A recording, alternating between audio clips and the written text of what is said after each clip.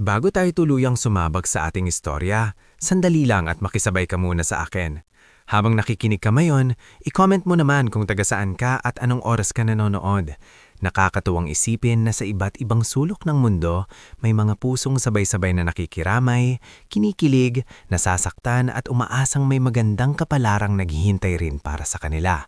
At ngayon, heto na ang kwento ng isang dalagang hindi naghahangad ng yaman, kundi katahimikan lang sana. Pero isang araw, isang lihim ang bumangga sa buhay niya at tuluyan niyang nagpabago sa lahat. Sa bayan ng San Jacinto, Pangasinan, lumaki si Althea Soriano na ang taming kayamanan ay tiyaga at dangal.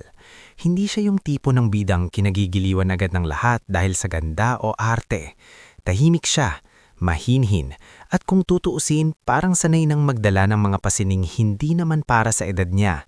Sa murang gulang pa namang, natuto na siyang magtimpla ng lugaw para sa may sakit, maglaba sa kamay kapag naputulan ng kuryente, at umiyak ng hindi gumagawa ng tunog para hindi marinig ng kapatid niyang si Isko. "Althea, may gamot pa ba si nanay?" Mahinang tanong ni Isko isang gabi habang nakaupo sila sa gilid ng papag. Bahagyang napayuko si Althea habang binibilang ang natitirang barya sa isang lumang supot ng candy.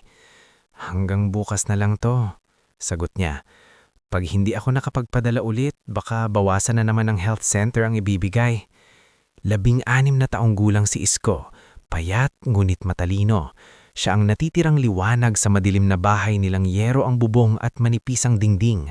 Sa kabilang sulok ng silid, nakahiga ang kanilang ina na si Celestina, dating masigla, palatawa at kilala sa baryo bilang pinakamalinis magluto ng tupig. Ngunit ngayoy halos hindi na makapagsalita matapos tamaan ng stroke 2 taon na ang nakararaan. Noong nabubuhay pa ang kanilang amang si Andres Soriano, hindi man marangya ang buhay ay may maayos silang hapagkainan. Mekaniko si Andres, hindi man nakapag-aral ng mataas, mahusay siyang magkumpuni ng makina. May mga pagkakataong tatawagan siya sa Maynila para sa mga espesyal na sasakyan, sabi niya. Hindi niya detalyado kung sino ang mga may-ari, ngunit kapag dumarating siya may dagdag na pera, ilang linggo ring may ulam na may karne sa kanilang bahay. Pero nagbago ang lahat nang mamatay si Andres sa isang biglaang aksidente sa kalsada. Walang naiwang malinaw na paliwanag, walang naiwang ipon, tanging ilang lumang gamit, mga piyesa at mga alaala ng pagiging tahimik na sa huling buwan ng kanyang buhay. Mula noon, si Althea ang tumayong pangalawang magulang kay Isko at halos buong mundo ng kanilang inang may sakit. Dahil kulang ang oportunidad sa probinsya, kinailangan niyang magtrabaho sa Maynila. Doon siya napadpad sa isang mumurahing apartel sa Sampaloc na pag-aari ni Nemia Villon, isang biyudang mahigpit, matalas ang dila, ngunit hindi naman lubos na masama. Sa papel, laundry aide si Althea. Sa totoo lang, lahat ng trabahong ayaw gawin ng iba, sa kanya napupunta. "Althea, hindi pa tapos yung bedsheet sa kwarto 12?" Sigaw ni Nemia isang umaga habang may hawak na nedger. "Patuyo na po, Aling Nemia. Yung kumot na lang po ng family room ang isasampay ko."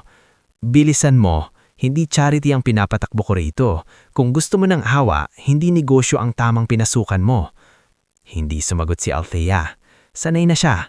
Hindi dahil mahina siya, kundi dahil alam niyang may mga laban na hindi dapat sabayan ng emosyon. Sa katabi niya, nakangiti si Perlita, kapwa niyang trabahador ngunit palaging tila may nakatagong galit sa kanya. "Ako na lang kayang magpapatuyo niyan?" Biro ni Perlita na halatang may patama. Baka pagod na namang kakaisip kung saan kukuha ng panggamot. Alam ni Althea ang ibig sabihin noon. Sa apartel, mabilis kumalat ang chismis. At ang kahirapan kapag nakita sa'yo, parang lisensya iyon ng ibang tao para maliitin ka. Ngulit may ilang taong nananatiling mabuti sa kanya.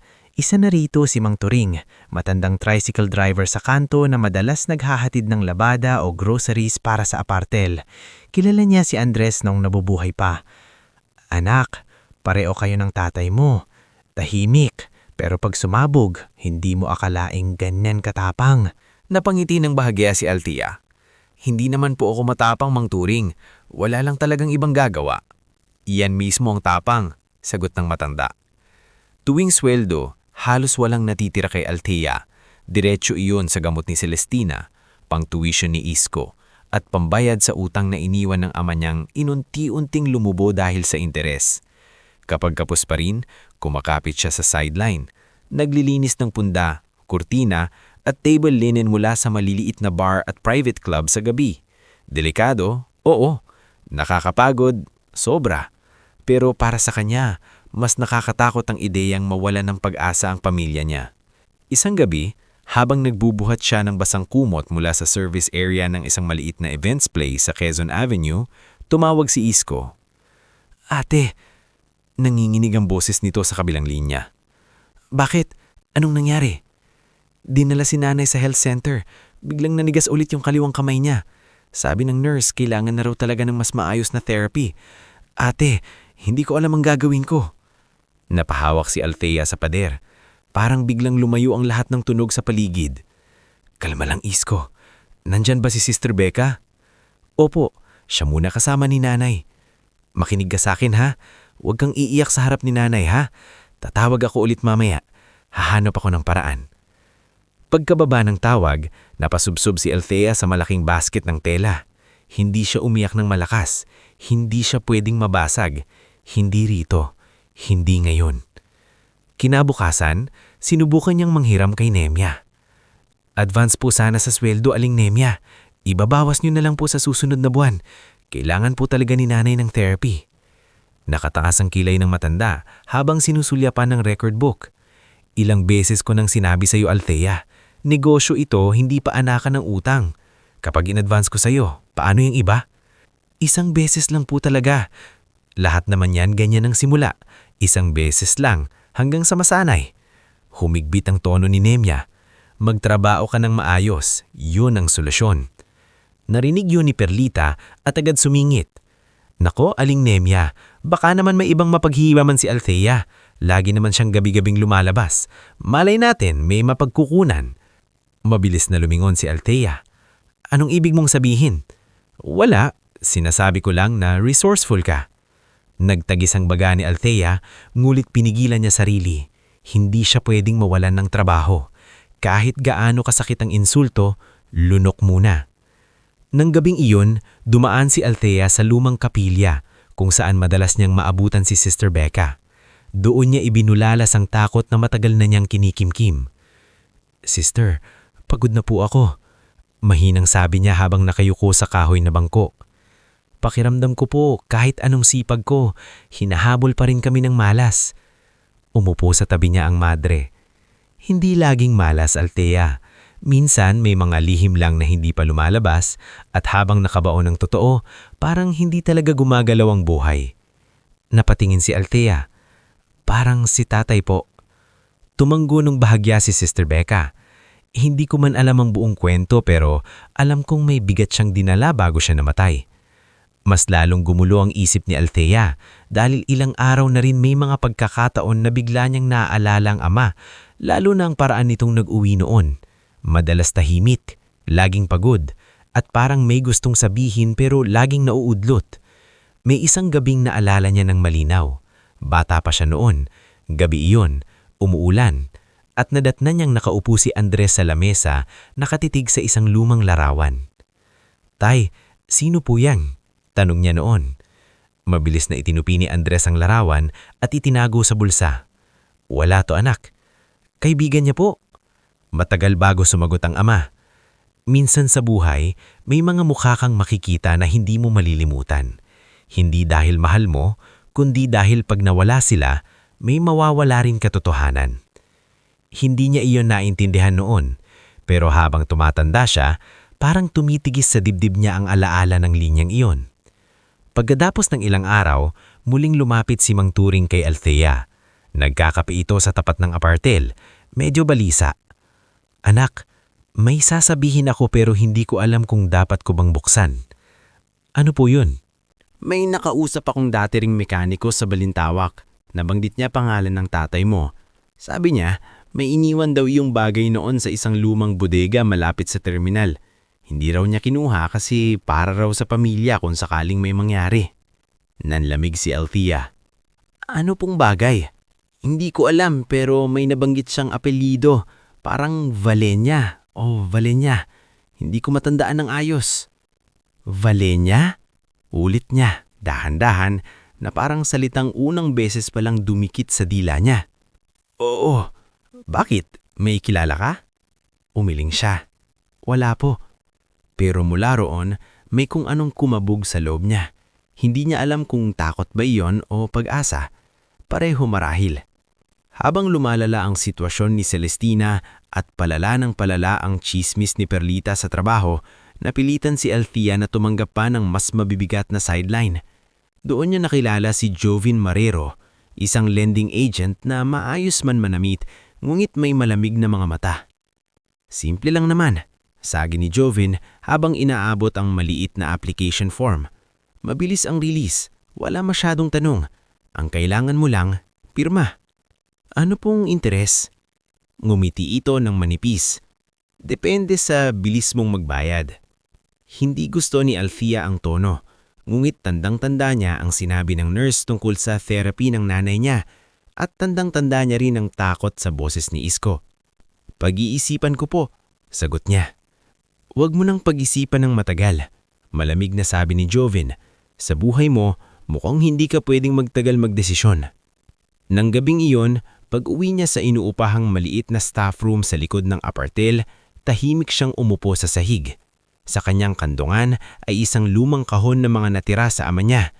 Ilang tornilyo, kupas mapanyo, isang maliit na distornilyador at isang punit na sobre na dati na niyang nabuksan, ngunit walang lamang mahalaga, o iyon ang akala niya noon.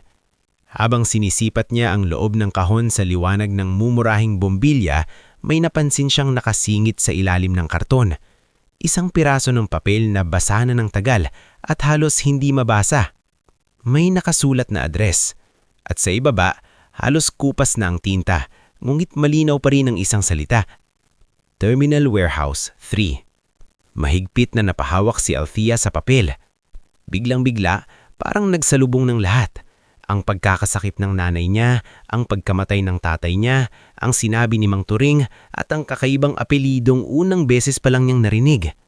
Sa gabing iyon, habang malakas ang ulan sa bubong ng apartel at abala ang lahat sa loob, tahimik siyang nag-impake ng maliit na bag. Hindi niya pa alam kung ano ang makikita niya sa lumang bodega. Hindi niya alam kung may makikita pa ba siyang anuman. Pero sa unang pagkakataon matapos ang mahabang panahon, may naramdaman siyang hindi lang puro takot. May kutob siya na ang lihim na sumira sa buhay ng tatay niya ay hindi pa talaga tapos. At marahil, sa paghakbang niya palabas ng apartel sa ilalim ng ulan, hindi lang gamot para sa kanyang ina ang hinahanap niya. Katotohanan na rin. Bago tayo tuluyang dumiretso sa susunod na yugto ng ating kwento, samahan mo muna ako sandali sa isang mas mabigat na bahagi. Habang nakikinig ka ngayon, i-comment mo naman kung taga saan ka at anong oras ka nanonood. Nakakatuwang isipin na sa gitna ng iba't ibang buhay at problema, may mga kwentong sabay-sabay nating dinadala sa puso. At ngayong naihanda na tayo ng unang bahagi sa mga lihim na dahan-dahang lumulutang, heto na ang sandaling magpapabago ng takbo ng kapalaran ni Althea at ng lalaking hindi pa niya kilala, pero malapit nang gumuhit ng malalim sa buhay niya. Basang-basa ang layalan ng palda ni Althea habang mabilis siyang naglalakad sa ilalim ng malamlam na ilaw ng Maynila. Hindi na niya mabilang kung ilang beses siyang nadulas sa maputling na gilid ng daan, pero wala siyang pakialam. Mahigpit niyang hawak ang lumang papel na nakita niya sa kahon ng kanyang ama, ang piraso ng papel na nagdala sa kanya sa direksyong iyon. Terminal Warehouse 3. Madaling araw na, halos pasado alauna, ngunit gising pa rin ang bahaging iyon ng lungsod. May mga truck na humuhuning ang makina, may mga pahinating nagyoyosi sa may kanto, may mga asong gala na sumisilong sa ilalim ng mga abandoned na kariton. Ngunit sa kabila ng ingay, ramdam na rin ni Althea ang kanyang sariling pangungulila at kaba. Para siyang batang naglalakad sa dilim, umaasa sa dulo nito ay may sagot na hindi na kailangang hulaan.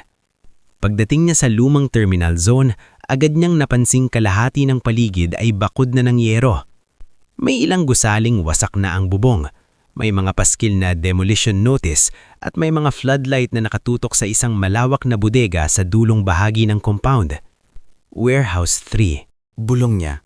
Nakita niya ang kupas na numero sa bakal na pinto. Yun nga. Lumingon-lingon siya bago dahan-dahang lumapit. May ilang construction worker na natutulog sa makeshift barracks sa kabilang side pero walang nakapwesto mismo sa tapat ng bodega. Nanginginig ang daliri niyang itinasang pinto na bahagyang nakaawang. Kumalabog ang dibdib niya nang marinig ang bahagyang pag-ungol ng bakal. Sa loob ay amoy kalawang, alikabok at lumang langis. Nakahilera ang mga sirang estante, may mga nakatumbang kahon, may ilang piraso ng makina. At sa bandang likod, may nakasalang sang na tarp at kahoy na tila minadaling itambak. Hinagod ng ilaw mula sa kanyang mumurahing cellphone ang paligid. Tay, mahinang bulong niya, na para bang naroon pa rin ang ama niya sa spasyong iyon. Ano ba talaga ang itinago mo rito? Nagsimula siyang maghanap, sa ilalim ng mesa, sa likod ng estante, sa mga kahong butas na ang gilid, hanggang sa may natapakan siyang matigas na bagay. Nang yumuko siya, nakita niya ang kalahating lumang sobre na naiipit sa pagitan ng sahig at isang bakal na kabinet na natumba. Hinila niya yun agad. Basag ang gilid ng sobre, basa na ng tagal at panahon, ngunit may ilang bagay pa sa loob. Isang lumang litrato, isang punit na card na tila bahagi ng lumang identification badge, at isang maikling papel na halos hindi na mabasa. Itinaas sana ni Alfia ang litrato para sipatin ng mabuti nang biglang may boses na umalingaw-ngaw mula sa labas. Hoy, sinong nandon? Nanlaki ang mata niya. Sinundan iyon ng isa pang boses. May tao sa loob, tingnan nyo. Napaatras siya. Hindi niya alam kung security, tauhan ng demolition o kung sino man ang may bantay sa lugar na iyon. Basta ang alam niya, hindi siya pwedeng mahuli. Hindi niya pa nauunawaan ang hawak niya. Mabilis niyang isinuksok sa bag ang sobre, pero dahil sa pagmamadali, ang punit na bahagi ng card at ang litrato ay nahulog. Napulot niya ang litrato, ngunit ang bahagi ng card ay nawala sa dilim ng sahig. Buksan mo yan, sigaw ng lalaki sa labas. Wala ng panahon si Althea. Tumakbo siya sa likod na bahagi ng bodega at natuklasan ng sirang panel na bahagyang nakabukas patungo sa service lane sa likuran. Pilit siyang sumiksik doon, nasugatan ng braso sa kalawanging bakal, ngunit nakalusot rin. Paglabas niya ay mas malakas ang ulan kaysa kanina. Humahabol ang hingal niya habang tumatakbo sa service lane. Halos wala siyang makita. Ang bag niya ay nababasa, ang tsinelas niya ay halos matanggal, at ang ulo niya ay umiikot na sa pagod at lagnat. Sa gitna ng ulap ng takot, ang tanging malinaw sa isip niya ay ang litrato. Nang bahagya siyang sumilong sa tabi ng isang poste, doon niya ito tinignan. May isang binatang lalaki sa larawan, mga nasa 20 pataas, nakasuot ng puting polo at nakatayo sa isang sasakyan. Hindi malinaw ang kabuuan dahil kupas na ang print, pero litaw pa rin ang mukha nito. Matangos ang ilong, matalim ang mata. May tindig ng taong galing sa marangyang pamilya. Sa likod ng larawan ay may sulat kamay. Para sa araw na kailangan ng malaman ang totoo. Nanikip ang dibdib ni Althea. Sino ka? Bulong niya sa larawan. Ngulit hindi iyon ang tanging problema niya. Biglang may tumawag sa kanya mula sa dilim. Althea. Napalingon siya at nanlamig ang likod niya. Si Jovin Marrero. May payong ito at may dalawa pang lalaki na nakatayo sa likuran niya. Anong ginagawa mo rito? Malamig nitong tanong habang lumalapit. Wala po, pauwi na ako. Sagot niya agad, pilit pinapakalma ang sarili. Talaga? Narinig ko kasing naghahanap ka ng pera. Biglang naisip ko baka napilitan ka ng gumawa ng mga bagay na delikado. Wala po akong ginagawang masama.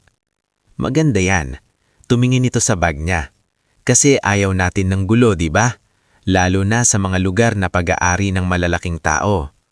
Lalong lumakas ang kutob ni Alfia na hindi simpleng lending agent si Jovin. Parang may alam ito, parang may binabantayan. Huwag kang masyadong mausig. May mga sikreto na mas mabuting mabaon kaysa makuha ng maling tao. Hindi na siya sumagot. Sinamantalan niya ang paghina ng atensyon ng mga lalaki nang may dumaan na truck at mabilis siyang tumakbo pakaliwa sa makipot na iskinita. Sumigaw si Jovin, ngunit hindi na siya lumingon.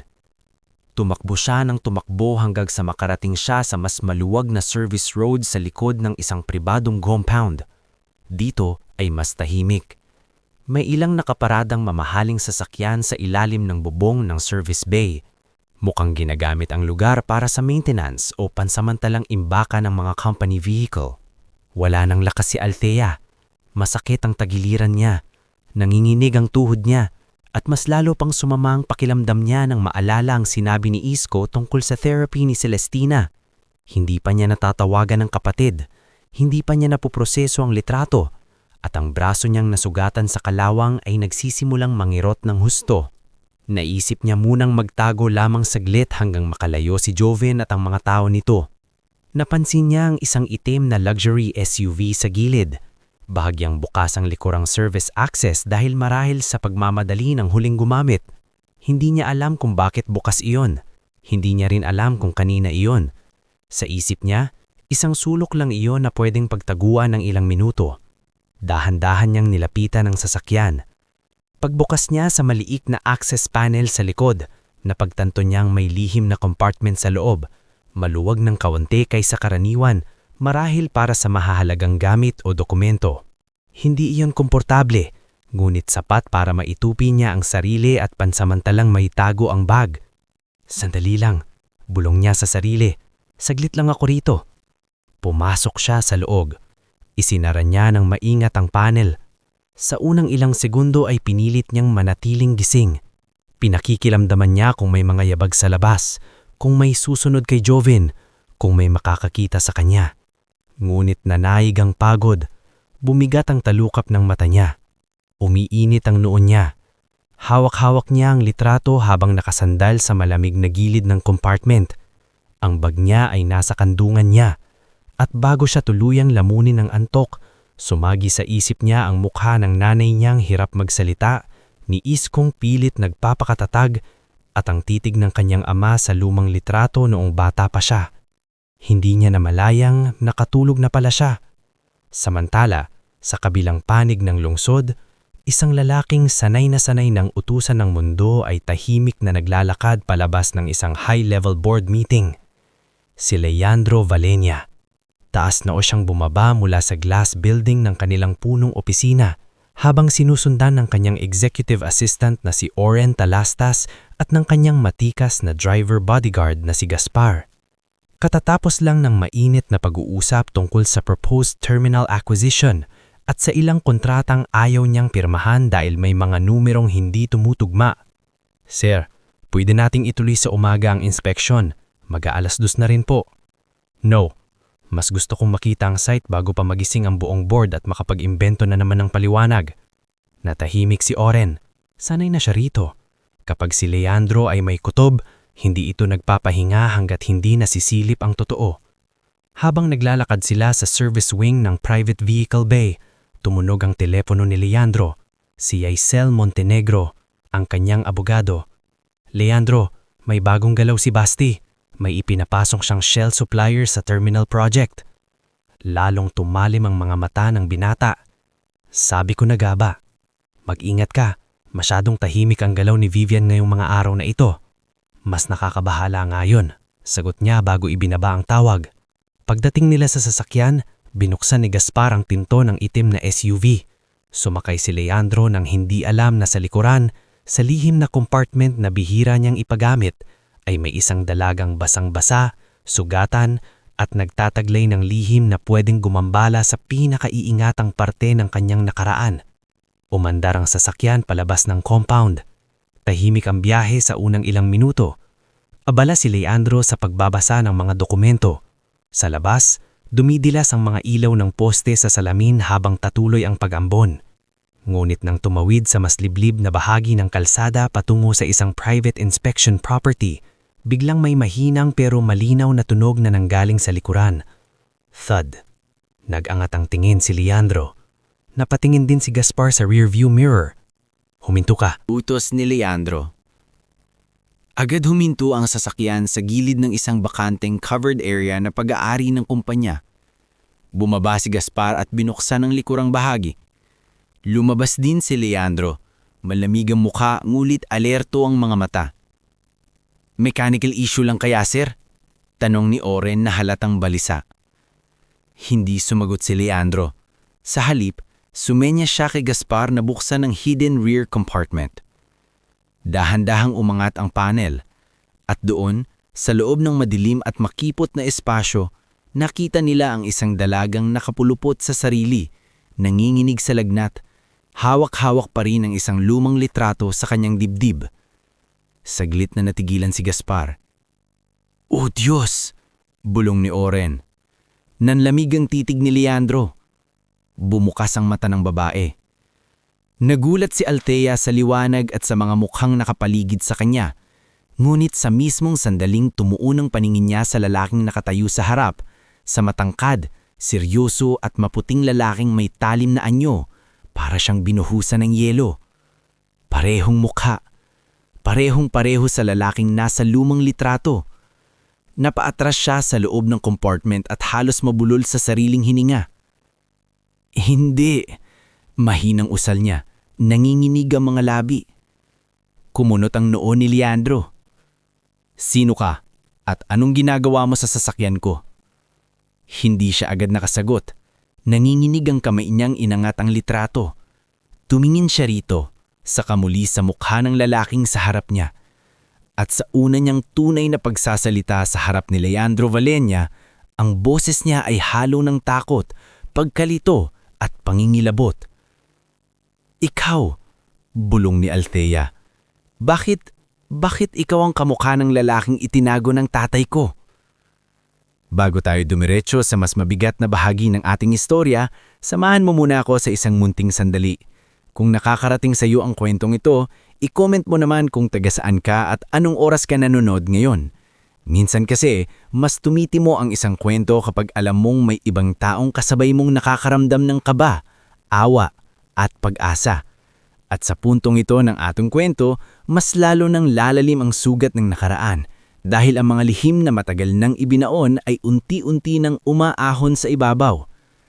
Nakatitig si Leandro Valleña kay Althea na parabang hindi niya agad mapagdesisyonan kung dapat ba niya itong paniwalaan o ipahuli.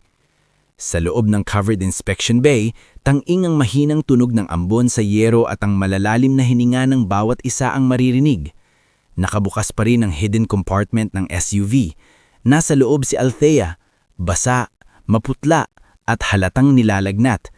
Hawak pa rin niya ang lumang litrato, ngulit nanginginig na ang kanyang kamay. "Anong sinabi mo?" malamig na tanong ni Leandro. Humigpit ang hawak ni Gaspar sa gilid ng pinto. Si Oren na may halatang hindi mapakali. Pinilit ni Althea ang sariling makalabas sa compartment. Bahagya siyang nadapa paglabas dahil sa panghihina, ngunit hindi siya sinalo ni Leandro. Sa halip, tumayo lamang ito ng tuwid at mapanuri. Para bang anumang maling galaw niya ay sapat ng rason para tuluyan siyang pagdudahan. "Hindi ko po sinasadyang makapasok sa sasakyan niyo. Nagtatago lang po ako. May humahabol sa akin." "Hindi yan ang tinatanong ko. Ano ang ibig mong sabihin na kamukha ko ang lalaking itinago ng tatay mo?" Tumihim si Althea. Parang biglang bumalik sa kanya lahat ng takot na ilang taon niyang lunok. Ngulit dahil alam niyang wala na siyang ibang daan, dahan-dahan niyang inilahad ang litrato. "Ito po," sabi niya. "Matagal na itong nasa gamit ng tatay ko. Hindi niya ipinaliwanag kung sino ang lalaking ito. Pero bago siya mamatay, ilang araw bago siya maaksidente, narinig ko siyang sabi kay nanay na kapag dumating ang araw, hanapin ang tamang anak. Hindi ang ipinilit nilang paniwalaan ng lahat. Hindi ko po yun naintindihan noon." Kinuha ni Oren ang litrato at iniabot kay Leandro. Nang makita ni Leandro ang kupas na imahe, bahagya siyang natigilan. Hindi yon eksaktong mukha niya, ngunit malapit, masyadong malapit. Mas bata ang lalaki sa litrato, mas payat ng bahagya at may kakaibang lungkot sa mga mata. Ngunit ang pagkakahiwagay ay sapat para kilabutan siya. "Sir," mahinang sabi ni Oren. Hindi agad sumagot si Leandro. Pagkaraan ng ilang segundo, iniabot niya ulit ang litrato kay Althea. "Sakay." Naguluhan si Althea. "Po? Sakay ka sa loob." Malamig niya ang utos.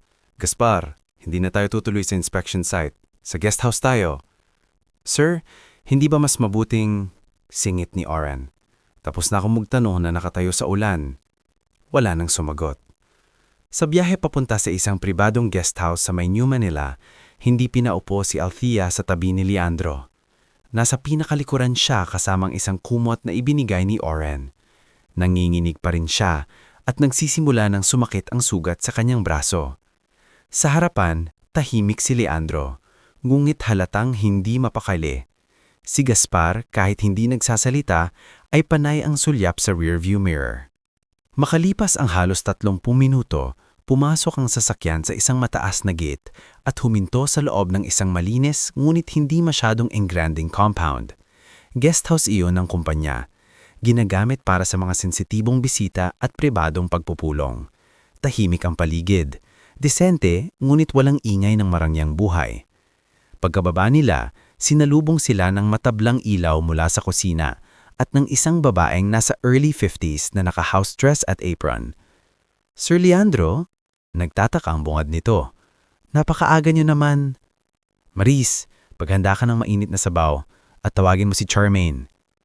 Napatingin si Maris kay Althea. Kitang-kita ang pagkabigla sa kanyang mukha nang mapansing basang-basa ito at tila may sakit. Naku hiha, halika rito. Agad nitong sabi. Ngunit umatras ng bahagya si Althea nang lumapit si Maris. Hindi siya sanay sa kabaitan, lalo na sa mga ganitong lugar. Napansin iyon ni Leandro. Walang gagalaw sa kanya nang hindi ko nalalaman. Sabi niya kay Gaspar at Oren. Sa sala muna.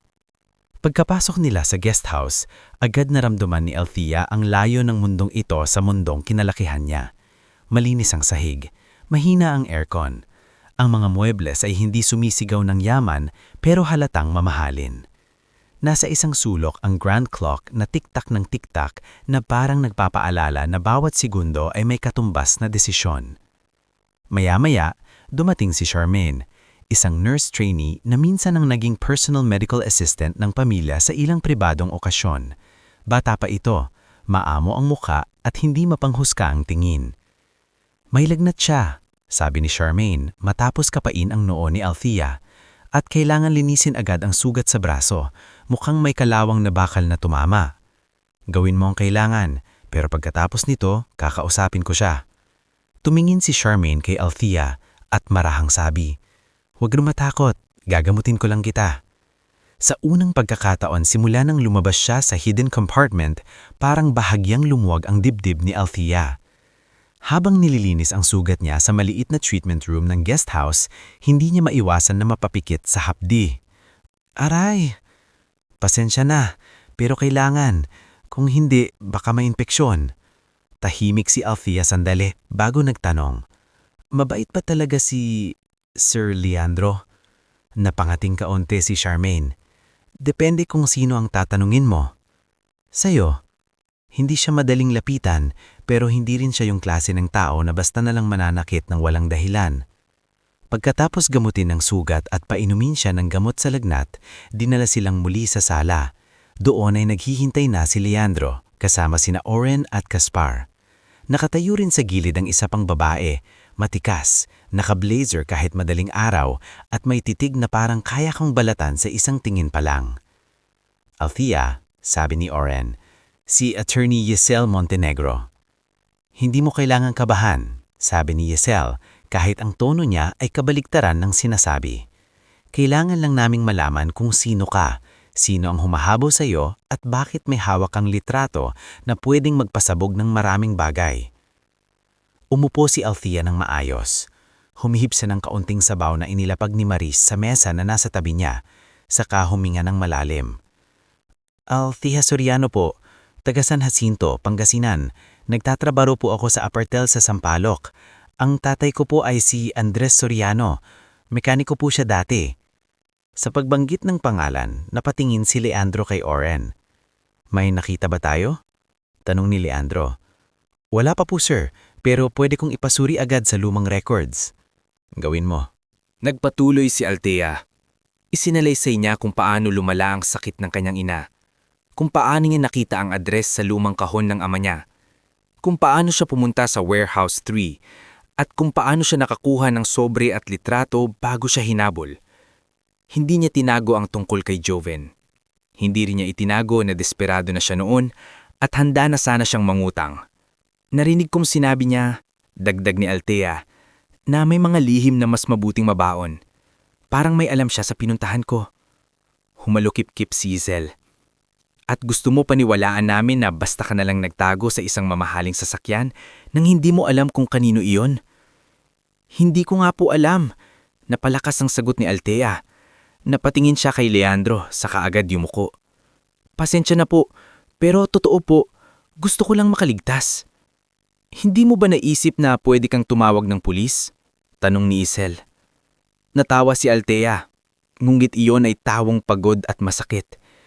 Kapag mahirap ka po at mag-isa kang babae sa Maynila ng 10 oras ng gabi, hindi pulis ang unang naiisip mo. Unang naiisip kung paano ka hindi mapapahamak. Natahimik ang silid. Maging si Gaspar ay bahagyang napatingin kay Leandro. Tumihim si Oren at mabilis na nagabot ng tablet kay Leandro. Sir, may initial pull na ako sa lumang personal and contractor records. May isang Andres Soriano nga rito, listed as external mechanic on several unregistered company vehicles between 18 and 19 years ago. Unregistered? Oo sir, special handling under old management. Lumamig ang mukha ni Leandro. Old management meant the era of his father, Don Ramiro Valleña. At kapag may mga sasakyan hindi dadaan sa regular books, iisang bagay lang ang ibig sabihin nun. May ayaw ipakita sa iba. May ibang detalya pa? Tanong ni Leandro. Meron po. Nag-scroll si Oren. Isa sa mga vehicle service entries ay walang plate number, pero may note na private mountain transfer. At ang petsa, napahinto siya at napatingin kay Leandro. Ano ang petsa? Matalim na tanong nito. Ibinaba ni Oren ang tablet ng bahagya. Parehong linggo ng sinasabing aksidente ni Darian. Parang may lamig na hangin na dumaan sa buong sala. Hindi agad sinalita si Leandro, ngulit ang pagbabago sa kanyang muka ay halatang halata. Bahagyang tumigas ang kanyang panga, naningit ang mga mata, at ang kamay niyang nakapatong sa braso ng Silya ay unti-unting kumuyom. Naramdaman nito ni Althea kahit hindi niya paganap na alam kung sino si Darian. Sino po si Darian? Marahan niyang tanong. Si Isel ang sumagot, ngulit tila nag-aalangan. Kapatid ni Sir Leandro, half-brother. Matagal nang nawawala sa kwento ng pamilya. Patay siya. Malamig na sabi ni Leandro. Ngulit kulang iyon sa paniniwala. Yun ang opisyal na sinabi sa amin. Oo, opisyal. Ani ni Isel. Mabilis na lumipat ang tingin ni Althea mula kay Isel pabalik kay Leandro. Unti-unti niyang naiintindihan kung bakit kinilabutan siya nang nakita niya ang lalaking ito. Hindi lang pala dahil magkamukha ito at ang nasa litrato, kundi dahil ang litrato ay maaaring susi sa isang kasinungalingang napakalaki. Maya-maya pumasok muli si Maris. Sir, sabi nito, may tawag po mula sa main house, si Ma'am Vivian. Bahagyang tumaas ang kilay ni Leandro. Sabihin mong mamaya na. Ngunit hindi pa natatapos ang gabi. Tumunog ang sariling cellphone ni Leandro. Nang tingnan niya ang screen, nakita ni Althea ang pangalang Basti Manenya. Hindi niya sinagot ito. Sa halip, ibinulsa niya ang telepono at tumingin muli kay Althea. Makinig ka sa akin. Malamig ngunit mas kontrolado na niyang sabi. Hindi kita pinagkakatiwalaan. Hindi ko rin alam kung gaano kalalim ang kinalaman ng tatay mo sa anumang nangyari noon. Pero may isang bagay akong sigurado. Ano po iyon? Ang pagpasok mo sa sasakyan ko ngayong gabi ay hindi simpleng aksidente. Napalunok si Althea. Tumayo si Leandro at humarap sa bintana. Sa labas, patuloy ang ulan. Gaspar, utusan mo. Doblehin ang bantay sa labas. Oren, hanapin mo ang kumpletong trail ni Andres Soriano. Lahat ng service records, payment routing, pati kung sino ang nag-authorize. Giselle, ayokong malaman ng kahit sino sa pamilya na nandito ang babaeng ito. Pati si Ma'am Vivian, tanong ni Oren. Lumingon si Leandro. Mabigat ang tingin. Lalo na si Vivian. At sa sandaling iyon, habang nakaupo si Alfia sa gitna ng isang bahay na hindi kanya, napapalibutan ng mga taong makapangyarihan ngunit hindi pa niya mapagkakatiwalaan, unti-unti niyang naramdaman na ang gabing nagsimula sa paghahanap ng gamot at sagot ay humantong sa mas mapanganib na bagay. Dahil ang lihim na iniwan ng kanyang ama ay hindi lang pala tungkol sa nakaraan. Posible rin itong sumira sa kasalukuyan ng pamilyang pinakaayaw itong mabunyag. Bago tayo tuluyang sumuong sa mas mabigat na yugto ng ating istorya, makisabay ka muna sa akin sandali. Habang pinakikinggan mo ang kwentong ito, i-comment mo naman kung taga saan ka at anong oras ka nanonood ngayon. Nakakagaan sa pakiramdam isipin na sa iba't ibang sulok ng mundo, may mga taong sabay-sabay na nakikiramdam sa bawat sakit, pagtataksil at pag-asang unti-unting nabubuo sa isang kwento. At sa bahaging ito, mas lalalim pa ang laban ni na Althea at Leandro. Dahil habang papalapit sila sa katotohanan, mas marami ring gustong magbaon muli rito sa dilim. Hindi nakatulog si Althea ng gabing iyon. Kahit ipinahiram sa kanya ni Maris ang isang malinis at maayos na kwarto sa guest house, kahit palitan ni Charmaine ang benda sa kanyang sugat at painom siya ng gamot, hindi pa rin kumalma ang isip niya. Sa tuwing ipipikit niya ang mga mata niya, bumabalik sa kanya ang mukha ni Leandro nang makita nito ang litrato. Iyong bahagyang pagkaputla, iyong pagpigil sa emosyon, iyong katahimikan na mas nakakatakot kaysa sigaw. Bandang 5:00 ng umaga, nakaupo siya sa gilid ng kama. Yakap ang manipis na kumot nang marinig niya ang mahinang katok sa pinto. "Ako ito, si Maris," sabi ng boses mula sa labas. "Pasok po." Pumasok ang ginang na may dalang tray ng lugaw, salabat at maliit na plato na may pandesal. "Kumain ka muna, hiha. Mukhang hindi sanay na nagigising sa lugar na ganito." Bahagyang napangiti si Althea kahit mabigat pa rin ang pakiramdam niya. "Hindi po talaga." Inilapag ni Maris ang tray sa maliit na mesa at naupo sa silyang malapit sa bintana.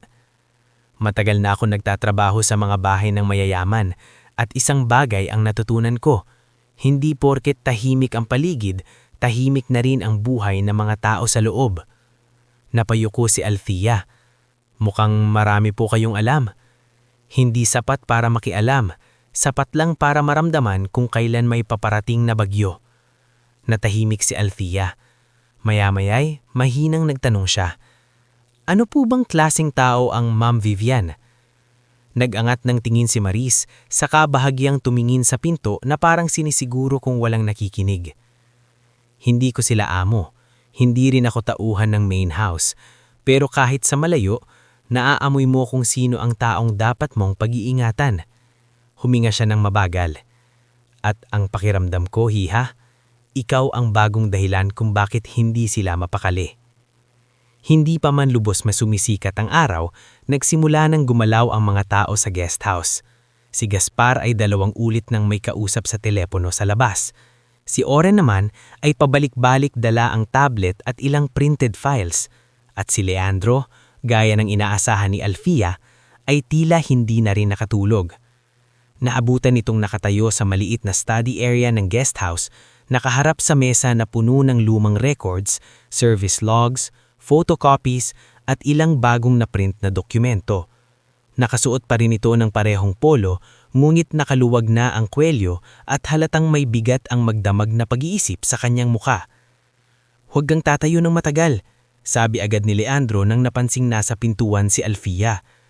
Nagugulat siya, hindi siya sanay na may nakakapansin sa ganoong paraan. "Gusto ko lang po sanang malaman kung may nahanap na kayo." Hindi agad sumagot si Leandro.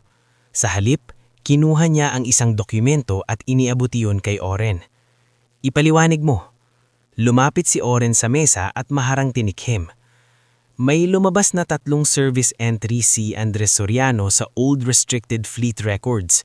Lahat iyon ay may special authorization code na hindi ginagamit sa ordinaryong company units. At ang masama, Saglit siyang tumingin kay Leandro bago nagpatuloy. Iyong isa sa mga sasakyang iyon ay tumugma sa period ng sinasabing aksidente ni Darian Valenia. "Anong ibig sabihin nun?" tanong ni Althea. Si Leandro mismo ang sumagot, malamig ngunit mas kontrolado ang boses. "Ibig sabihin, may sasakyang inayos ang tatay mo sa linggo ring iyon. Isang sasakyang hindi dapat makita sa regular books. At kung totoo ang hinala ko, posibleng may nangyaring paglilipat o pagtatago." "Pagtatago kanino?" "Sa kapatid ko." Namlamig ang batok ni Althea. Hindi niya pa rin lubos maisip ang bigat ng lahat, pero mas lalong lumino sa kanya na ang litrato at ang sinasabi ng kanyang ama noon ay hindi lamang kakaibang alaala. Totoo itong konektado sa isang buhay na nawala o sadyang ipinawala. Biglang pumasok si Gaspar mula sa labas. "Sir," sabi nito, "may sasakyan sa may gate, galing main house, si Basti." Humikpit ang panga ni Leandro. "Sino si Basti?" Marahang tanong ni Althea kay Oren. "Pinsan ni Sir Leandro," bulong ng binata. "Masyadong madulas magsalita at kapag numiti, mas dapat ka nang matakot." "Papasukin mo," utos ni Leandro. Hindi nagtagal, pumasok sa guest house ang isang lalaking nasa early 30s, makinis ang ayos, mahal ang pabango at pamilyar ang yabang sa kilos. Nakangiti ito, ngulit ang mga mata niya ay hindi sumasabay sa ngiti. "Kuya Leandro," malambing ngunit tuso ang bungad nito. "Aba, totoo palang hindi ka umuwi," nag-aalala si Tita Vivian. "Tita mo si siya, hindi ko siya tita," tuwid na sagot ni Leandro. Napatingin si Basti kay Althea. Mabilis lang ngunit sapat para maramdaman niya ang insultong nakatago sa pagsukat ng tingin nito. "Ah," sabi ni Basti na parang biglang may naunawaan. "Kaya pala, may bisita ka." "Sabihin mo ang sadya mo," malamig na sabi ni Leandro. Nagkunwaring tumawa si Basti pero may bahid na ng pagkainis. "Wala naman, business lang. Na-hold kasi yung isang supplier approval, tapos bigla ka pang nawala. Siyempre gusto naming alamin kung may problema." Lumapit si Leandro ng kaunti. "May problema nga." Bahagyang nawala ang ngiti ni Basti. "At kung may kinalaman ka sa mga shell supplier na ipinapasok mo sa terminal project, mas mabuting ihanda mo na ang sarili mo." Sandaling natahimik ang silid. Muling tumingin si Basti kay Althea at ngayon ay tila mas matalim na ang interes nito. "Grabe ka naman kuya, mukhang may bago kang pinaniniwalaan. Umalis ka na. Hindi mo man lang ipakikilala ang bisita mo?" Si Leandro ay hindi na sumagot, isang tingin lang niya kay Gaspar at agad na lumapit ang bodyguard sa tabi ni Basti bilang tahimik na pahiwatig. Napangisi si Basti pero may bahid na ng pagkainis. "Sige, pero ingat ka kuya. Minsan ang mga taong dumarating ng biglaan, sila pa ang pinakamabilis magdala ng gulo." Pagkaalis nito, tila mas bumigat ang hangin sa loob ng guest house. "Anong ibig niyang sabihin?" tanong ni Althea. "Ang ibig niyang sabihin," sagot ni Leandro, "ay alam na nilang may binabantayan ako. Dahil sa akin." Hindi sumagot si Leandro, ngulit sapat na ang katahimikan para maramdaman niya ang sagot. Makalipas ang ilang oras, nagpasya si Leandro na huwag munang ilabas si Althea sa guest house. Ngunit mas lalong nag-igting ang paligid nang tumawag si Isko sa wakas sa telepono ni Charmaine na siyang ipinahiram sa kanya upang makausap niya ang pamilya. "Ate!" Halos may iyak na sigaw ni Isko mula sa kabilang linya. "Nasaan ka? Kagabi pa kita tinatawagan." "Nandito lang ako, safe ako," mabilis na sabi ni Althea, pinipilit pakalma ang kanyang kapatid. "Kumusta si nanay?" "Okay naman siya pero hinahanap ka niya." Tapos nag-aatubili si Isko. "May dalawang lalaki dito kanina, nagtanong kung taga rito ka raw ba talaga. Hindi ko sila kilala." Napumutla si Althea. "Anong itsura?" "Yung isa nakaitim, yung isa payat na nakakap. Hindi ko pinasok." Napahigpit ang kapit niya sa telepono. "Makinig ka sa akin, huwag mong sasabihin kanino man kung nasan ako. At kung may magtanong ulit, kay Sister Becca kaagad pumunta. Naintindihan mo?" "Opo. Ate, natatakot ako." Napapikit si Althea. "Ako rin, pero kailangan nating magpakatatag." Pagbaba ng tawag, hindi niya napigilang mapaupo ng marahan sa sofa. Parang unti-unti nang nilalamon ng pamilya niya ng gulong hindi naman nilang sinimulan. Nandoon si Leandro, tahimik na nakikinig. Maya-maya ay nagsalita ito. "Ilalapit natin ang nanay mo." Napatingin si Althea. "Po, sa mas maayos na pasilidad, discreet, at may security. Hindi ko po kaya yun." "Kaya ko." Agad siyang umiling. "Ayoko pong magkaroon ng utang na loob." Biglang tumalim ang tingin ni Leandro. "Hindi ito utang na loob. Kung may humahanap na sa pamilya mo dahil sa kasong ito, responsibilidad kong pigilan iyon." "Pero bakit?" Napalakas ang boses ni Althea. "Hindi niyo naman ako kilala. Hindi niyo alam kung nagsasabi ako ng totoo." "Hindi pa," diretsyong sabi niya. Pero alam kong may mga taong takot sa nalalaman mo. At sa ganitong klase ng mundo, Althea, hindi ka ginagawang target kung wala kang hawak na mahalagang bagay. Napatahimik siya.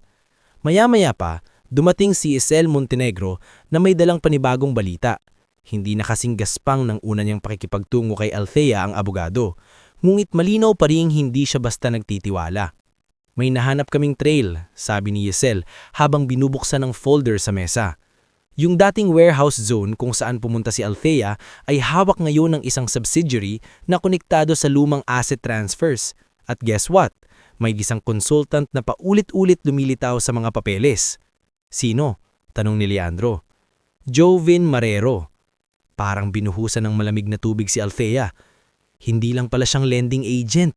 Bulong niya. Hindi, sagot ni Yesel. Mukhang tagasalo siya ng maruruming galaw. Front, collector, messenger, anumang kailangan. May masama pa ba? Tanong ni Oren. Nag-angat ng isa pang papel si Yesel. Oo, may nag-leak ng impormasyon sa labas na may babaeng tinatago si Leandro sa guest house. Wala pang pangalan pero nagsisimula ng umikot. Paano nalaman? Madiing tanong ni Leandro. May dalawang posibilidad, sabi ni Yesel. May nagmamasid sa compound o may bibig na maluwag sa loob ng pamilya. Napakuyom ang kamay ni Leandro. Ako na ang dahilan kung bakit kayo binabantayan, mahinang sabi ni Althea. Tama, matigas na sabi ni Yesel. At dahil dyan, kailangan nating magdesisyon kung itatago ka pa ba natin rito o gagamitin natin ang presensya mo para akitin silang gumalaw. Nagkatinginan sina Leandro at Althea. Anong ibig sabihin nun? Tanong ni Althea. Lumapit si Leandro sa bintana at tumingin sa labas kung saan bahagyang umaambon na naman sa hapon. Ibig sabihin, sabi niya, kung itutuloy natin ito, wala nang atrasan. Hindi ka nalang simpleng dalagang napadpad sa sasakyan ko. Mula ngayon, isa ka ng buhay na bantang gustong patahimikin ng mga taong may kayang bumili ng katotohanan. Napatalunok siya. Ramdam niya ang takot. Ramdam niya rin ang pagnanais na tumakbo pabalik sa lumang buhay, sa simpleng problema ng pera at pagod. Ngunit imposible na iyon. Hindi na siya pwedeng bumalik sa dati, dahil ang dati niyang buhay ay tila hinahabol na rin ng mga lihim ng nakaraan. Huminga siya ng malalim. Kung tutakbo po ako ngayon, hahabulin pa rin nila kami. Tumanggo si Leandro. Kung mananahimik ako, dugtong niya, hindi rin magiging ligtas si nanay, si Isko, kahit ako. Muling tumanggo ang binata. Dahan-dahan tumingala si Althea.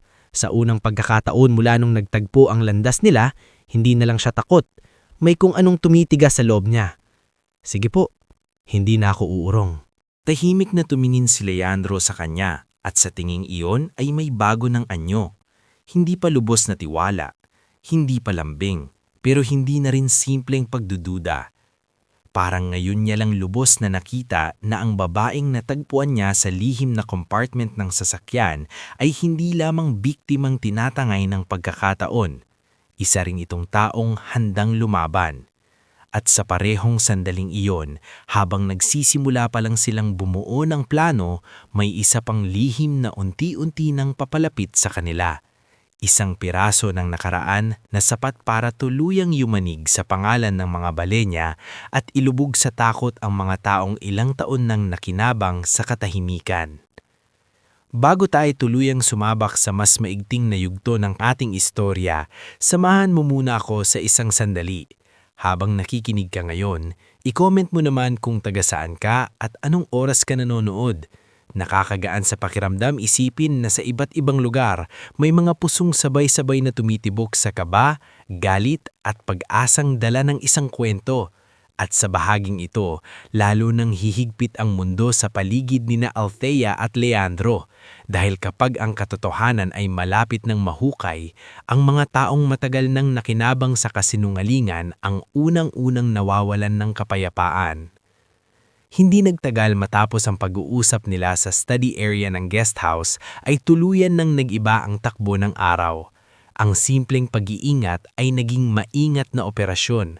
Ang simpleng pagdududa ay naging malinaw na banta. At si Althea na ilang araw pa lamang ang nakalilipas ay isang dalagang tahimik na nagbubuhat ng maruming kumot at nagtitipid ng barya para sa gamot ng ina ay bigla na lamang napasok sa mundong bawat hakbang ay kailangang pag-isipan. Sa utos ni Leandro, agad na inayos ni Oren ang lihim na paglipat kay Celestina mula sa health center papunta sa isang maliit ngunit maayos na rehabilitation facility sa Quezon City na hawak ng isa sa mga charitable medical partners ng kumpanya. Hindi ito enggrande, ngunit malinis, tahimik at may sapat na bantay upang hindi basta-basta makapasok ang kung sino-sino. Si Charmaine mismo ang nag-coordinate sa transfer, habang si Sister Becca ang naging contact sa pamilya sa probinsya para hindi mahalata ng mga nagmamasid kung saan dadalhin ang matanda. Nang ibalita iyon kay Althea, halos hindi siya makapagsalita. Hindi ko alam kung paano ako magpapasalamat, mahina niyang sabi habang nakatayo sa veranda ng guest house. Nakatayo rin si Leandro doon, nakasandal sa poste, hawak ang tasa ng kape na matagal nang lumamig. Hindi mo kailangang magpasalamat sa bagay na dapat namang gawin, sagot niya. Napatingin si Althea sa kanya. Hindi naman po lahat ng may kakayahang tumulong ay tumutulong. Bahagyang gumalaw ang panga ni Leandro pero hindi siya sumagot. Tila hindi rin siya sanay tumanggap ng papuri o pasasalamat. Mas madali para sa kanya ang mag-utos kaysa ang makisalo sa damdamin. Sa loob ng guest house, abala naman si Oren sa pag-aayos ng mga papeles. Sa mesa ay nakalatag ang mas marami pang records, contractor logs, lumang payout sheets, coded fleet maintenance entries, at ilang photocopy ng dating authorization signatures. Habang sinusuri nila Ilan ni Yesel, lalo nilang nakikitang hindi simpleng pagtatakip lang ang nangyari noon. May sistema, may plano, at may mga taong sadyang nagtulong-tulong para ibaon ang isang pangalan. "Sir," sabi ni Oren habang nakatingin sa isang lumang scan document, "may kakaiba rito." Lumapit si Leandro. "Ano yan?" "Itong payout sheet na ito mula sa Restricted Maintenance Fund," sabi ni Oren. "May 3 release, 2 para sa parts and transport. Yung pangatlo, itinuro niya ang pirmahan sa baba. Hindi cash assistance, kundi retention support." Kumunot ang panga ni Leandro. Retention ng ano? Hindi ko sigurado, pero ang date nito ay 2 linggo matapos ang sinasabing aksidente ni Darien. Napatingin si Isel. At kanino naka-address? Sa isang private care account. Tahimik ang lahat sa ilang segundo. Parang unti-unti nabubuo ang nakakatakot na larawan ng nakaraan. Kung may retention support, kung may private care account, Kung may lihim na sasakyang inayos sa parehong linggo ng pagkawala ni Darien, iisa lang ang malinaw. May isang taong hindi namatay ayon sa opisyal na ulat. May isang taong dinala sa ibang lugar, at may mga taong nagbayad para manatiling tahimik ang lahat. Mula sa sala, maririnig ang mahinang tunog ng telebisyon na pinapatugtog ni Maris bilang pampalipas oras habang naghahanda siya ng tanghalian. Gulit sa gitna ng tila normal na ingay ng isang bahay, dama pa rin ang paghihigpit ng tensyon. Maya-maya, bumukas ang pinto ng guest house at mabilis na pumasok si Gaspar. "Sir, may lalaking ilang ulit nang umiikot sa labas ng compound. Nakamotor. Hindi pumapasok pero halatang may binabantayan." "Plaka?" agad na tanong ni Leandro. "Natatakpan." Napabuntong hininga si Isel. "Nagsisimula na." "Ano pong ibig niyong sabihin?" tanong ni Althea na kapapasok lang mula sa beranda. Humarap sa kanya si Isel. "Ibig sabihin, may nagkukumpirma na nandito ka nga." Lumamig ang mga palad ni Althea. "Jovin ba?" tanong niya. "Posible," sagot ni Gaspar. "O tauhan lang, pero malinaw na may usok na sa paligid." Naupo si Althea sa dulo ng sapa. "Hindi ko na talaga silang madadala palayo rito, ano?" Si Leandro ay tahimik na tumingin sa kanya bago nagsalita. "Hindi mo sila dinala rito," sabi niya. "Ang ginawa mo lang ay mabuhay ng sapat para umabot sa punto na may lumabas na ebidensya. Sila ang may gawa ng dahilan kung bakit sila takot." Ngunit kahit ganun ang sinabi ni Leandro, hindi pa rin mapawi sa dibdib ni Athea ang guilt. Pakiramdam niya dahil sa kanya, mas lumalalim ang gulo. Dahil sa pag-uusisa niya, mas nalalapit sa panganib ang nanay at kapatid niya. At dahil sa paglabas niya mula sa kanyang tahimik na buhay, tila naalog ang isang pamilyang kayang ubusin ng tao upang protektahan ang pangalan nito. Dahil doon, nang magkaroon siya ng pagkakataong makausap si Isko sa telepono ng gabing iyon, mas mahigpit ang tono niya kaysa dati. Isko, makinig ka sa akin ng mabuti. Huwag kang basta lalabas at huwag mong sasagutin ng kahit sinong hindi mo kilala. Ate, may nangyari ba talaga? Hindi mo pa rin sinasabi sa akin ng buo. Hindi pa pwede. Pero bakit parang malayo-layo na bigla mo? Napapikit si Althea. Mas masakit pa sa takot ang ganitong sandali, yung kailangan mong magsinungaling ng kaunti para maprotektahan ng mga mahal mo. Hindi ako lumalayo, sabi niya ng marahan. Pinipilit ko lang na hindi tayo tuluyang gipitin. Sa kabilang linya, narinig niya ang mahinang buntong hininga ni Isko. Si nanay, lumalakas ba? Oo, sagot ni Athea at sa wakas ay may bahid ng ginhawa sa boses niya. Mas maayos na ang aalagaan sa kanya. Totoo bang may tumutulong sa'yo? Tumingin si Althea sa sala kung saan tanaw niya si Leandro na nakatayo pa rin sa may mesa ng records kausap si Oren. Oo, pero hindi pa tapos ang laban. Nang gabing iyon, dumating muli si Basti, ngulit hindi na sa gate lang tumigil ang panggigipit nito. Isang mensahe ang ipinadala nito kay Leandro sa pamamagitan ng private number. Hindi ko alam kung sino yung babae, pero hindi mo dapat isugal ang apelyido natin para sa basura mula sa labas. Huwag mong kakalimutan kung sino ang nagpalaki sa'yo sa loob ng pamilyang yan. Habang binabasa iyon ni Leandro sa study area, tahimik lang si Oren sa gilid. Sir, maingat nitong sabi. Masyado na siyang kampante. Hindi kampante, natatakot. Magkaiba yun. Gusto niyo bang sagutin?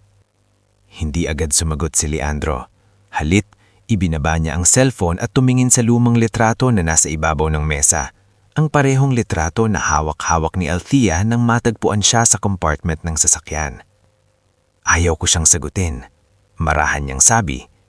Gusto ko siyang pagdudahin. At iyon nga ang ginawa niya.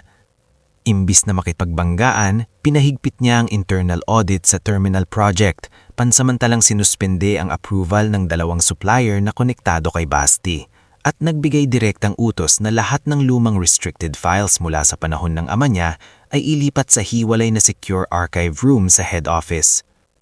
Ang utos na iyon ang unang tunay na hudyat ng giyera, dahil kinabukasan may bagong problema ang sumabog. Maaga pa lang, ay nakatanggap si Oren ng isang tawag mula sa isang tauhan sa apartel ni Nemia. Sir, may isang babae rito na nagkakalat tungkol kay Althea. Sabi ng boses sa kabilang linya. Sino? Tanong ni Oren.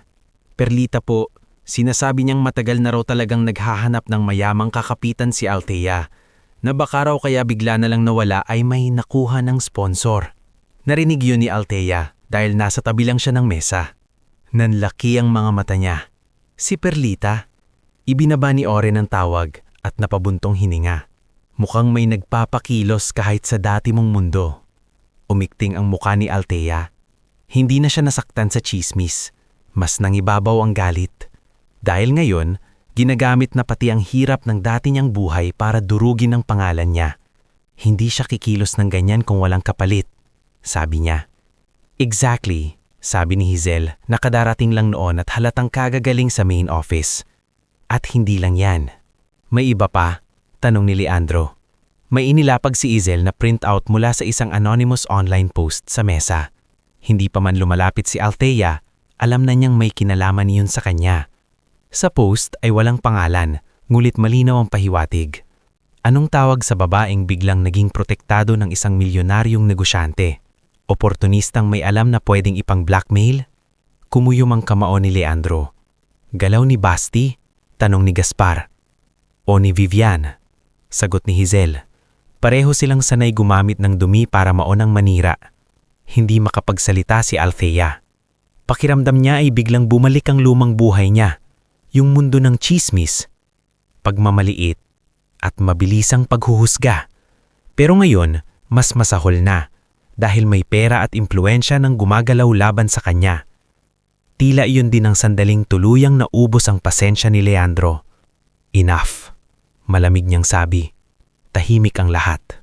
Lumapit siya kay Althea at tumigil sa tapat nito. Hindi malambing ang mukha niya. Hindi rin galit sa kanya. Pero may mabigat na desisyon kumikislap sa mga mata nito. Hindi ka na pwedeng manatiling nakatago lang dito habang binubura ang pagkatao mo sa labas. Sabi niya.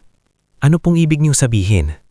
Ibig sabihin, sagot ni Leandro, kung gusto nilang gamitin ang pangalan mo laban sa akin, gagamitin natin ang presensya mo laban sa kanila. Napakunot ang noo ni Althea. Paano? Magsasalita pa lang si Leandro nang biglang tumunog ang telepono ni Gaspar. Sinagot nito agad at sa ilang segundo pa lamang ay nag-iba na ang mukha niya. Sir, sabi ni Gaspar, mabigat ang tono. May sumubok pumasok sa rehab facility ng nanay ni Althea. Napatayo si Althea. Ano? Kumusta si nanay? Naharang, sagot ni Gaspar. Pero may lalaking nagpakilalang courier, peking pangalan. Nanlamig ang buong katawan ni Althea. Sa sandaling iyon, wala nang duda. Hindi na usap-usapan lang. Hindi na chismis lang. Hindi na bantay-bantay lang sa labas ng gate. May mga tao nang sumusubok talagang lapitan ng pamilya niya. Dahan-dahang humarap si Leandro sa lahat ng nasa loob ng silid. Ang lamig ng boses niya ay mas nakakatakot kaysa pagsigaw. Simula ngayon, hindi na tayo depensa lang. Hahanapin natin kung sino ang may pinakaunang utos. At kapag napatunayan ko kung sino ang naggagalaw sa pamilya ni Althea, saglit siyang tumingin sa litrato sa mesa. Sisiguraduhin kong hindi na sila makakapagtatago sa pangalan ng Valenia. At sa gitna ng lumalalim na gabi, habang nanginginig si Althea sa bigat ng bagong panganib, isang bagay ang malinaw na naramdaman niya. Ang mga taong ito, ang mga nakaupo sa likod ng salamin, pera at apelyido ay hindi lamang takot sa katotohanan. Takot silang may isang ordinaryong babaeng tulad niya na tuluyang makapagpabagsak sa lahat ng matagal nilang iningatan.